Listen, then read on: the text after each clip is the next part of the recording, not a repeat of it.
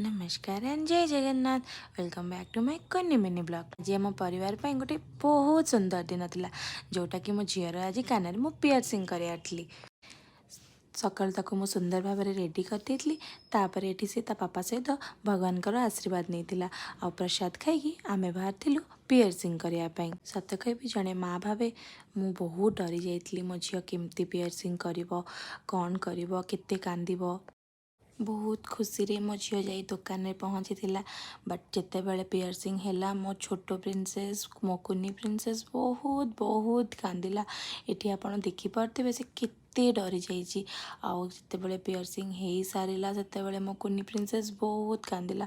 आउ ता कांद देखी मु तो निजक संभाली पार नापर से किसी समय पर आम ता माइंड डाइवर्ट कलापर से के हसीदेला आ ता हस देखी आमे भी खुशी गलु। एठी आमे पियर्सिंग सारी घर को फेरिलु।